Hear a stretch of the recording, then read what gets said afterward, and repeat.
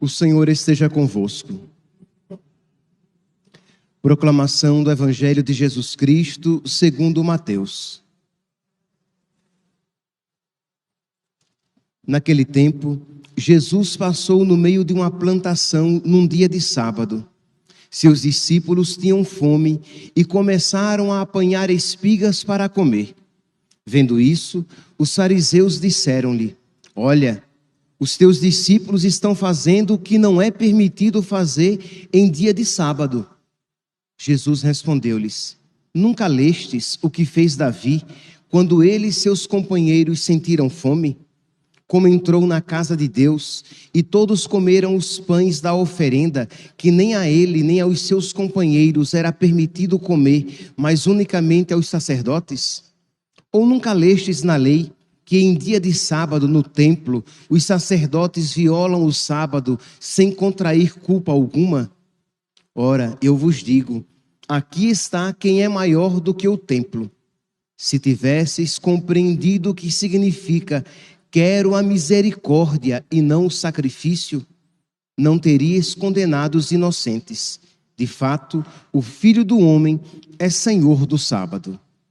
Palavra da salvação.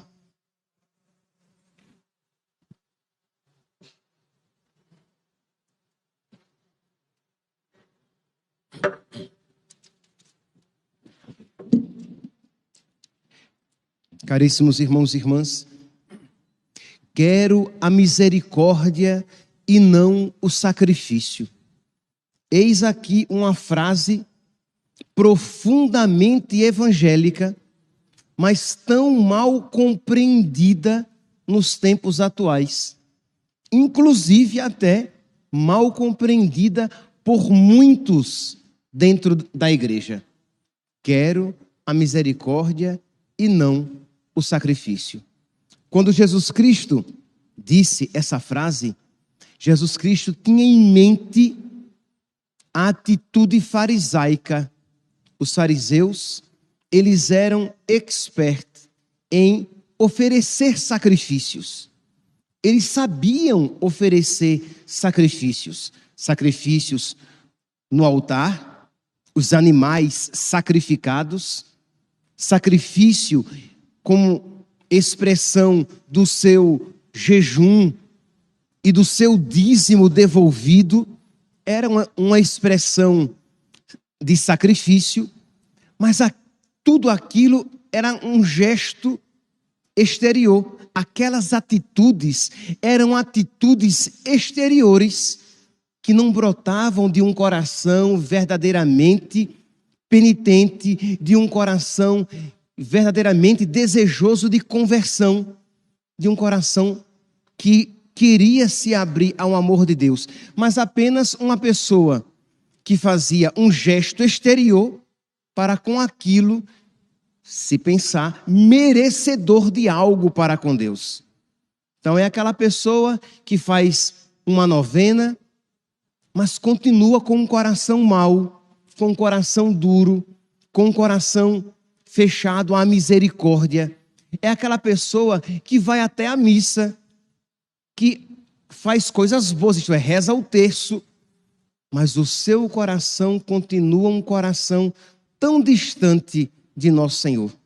Então, é isso que nosso Senhor tem em mente quando Ele diz: eu quero a misericórdia e não o sacrifício. Isto é, gestos exteriores, mas que não modificam o meu interior. Atitudes aparentemente boas, mas que não brotam de um coração que quer ser bom, que quer ser semelhante ao coração de nosso Senhor.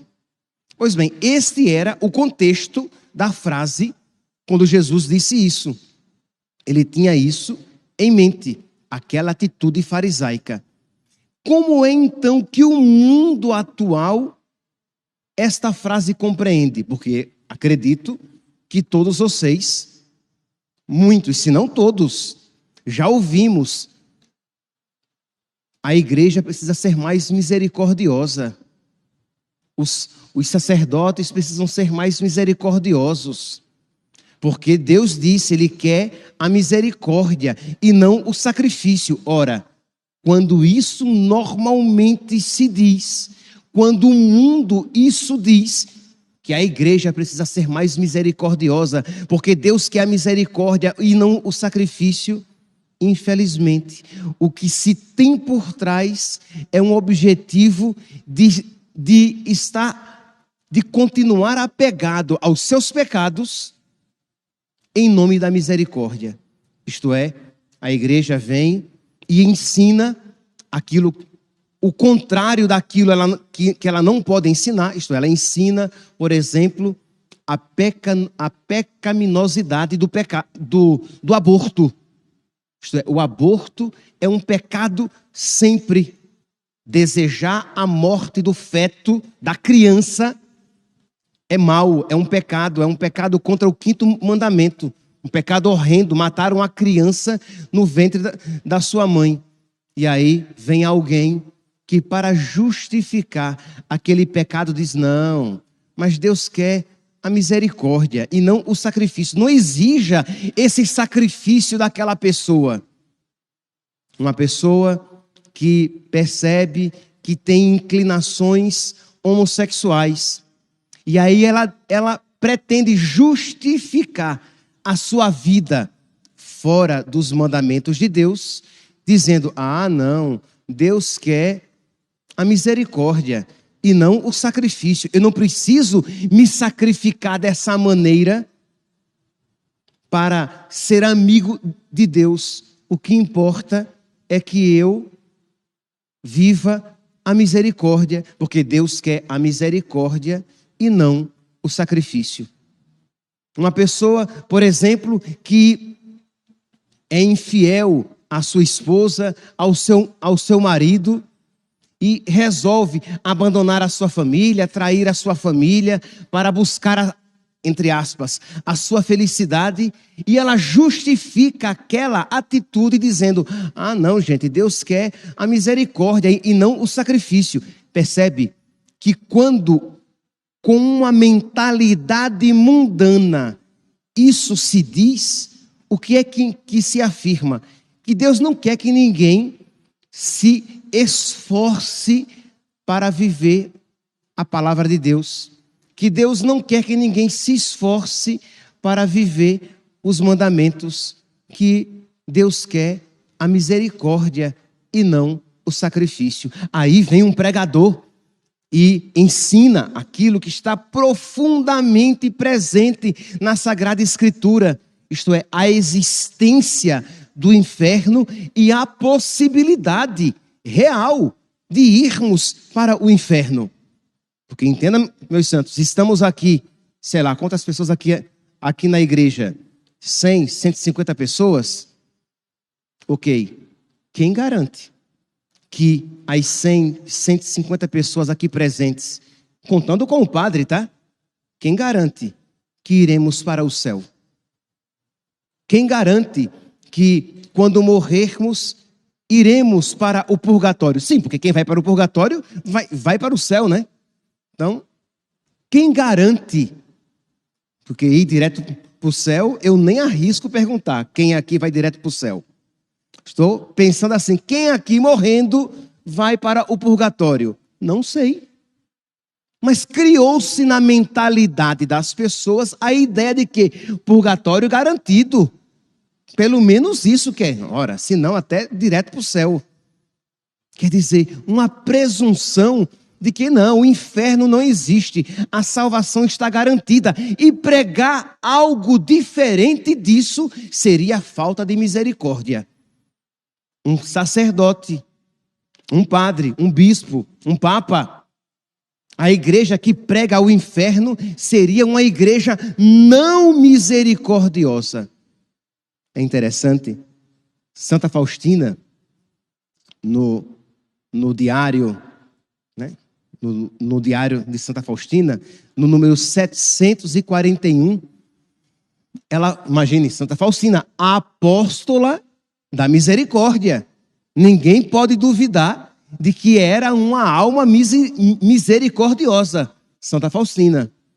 E ela fala assim: Lá, se depois tiver a santa curiosidade, você pode pegar lá o Diário de Santa Faustina, número 741. E ela vai dizer assim: eu estou escrevendo isso por ordem de Deus. O que é que ela está escrevendo, pelo amor de Deus? Eu estou escrevendo isso por ordem de Deus, para que nenhuma alma se excuse, dizendo que não há inferno, ou que ninguém esteve lá e não soube como é. Porque ela foi levada ao inferno para que ela visse as almas no inferno, para que ela visse que o inferno existe e que lá existem almas condenadas. E ela diz: eu, irmã Faustina, por ordem de Deus, estive nos abismos do inferno para que possa falar às pessoas e testemunhar que o inferno existe. E ensinar a existência do inferno é misericórdia. Por quê? Porque se não se ensina que o inferno existe e que para lá podemos ser eternamente condenados, nós iremos viver a nossa vida de qualquer jeito, tendo aquela compreensão mundana da frase: ah, não, gente, Deus quer misericórdia e não sacrifício. E aí você não se sacrifica para viver os mandamentos de Deus. Aí você não se esforça para lutar contra os seus pecados, os desejos desregrados que existem na sua alma. Por quê? Porque você caiu na armadilha do diabo, que ensinou de uma maneira errada esta frase evangelicamente verdadeira: quero a misericórdia e não sacrifício. Mas entendamos o que é que nosso Senhor quer dizer com isso: quero a misericórdia e não sacrifício. Não é como os fariseus compreendiam e nem como os mundanos hoje compreendem, que falar de misericórdia é dizer que nós podemos pecar e cometer todos os pecados, porque Deus é misericórdia, Deus é bonzinho, Deus é fofo, e no final Deus vai perdoar todo mundo e todo mundo vai para o céu. Este não é o ensinamento, porque isso não seria misericórdia. Mas aí continua Santa Faustina, e ela diz: sobre isso,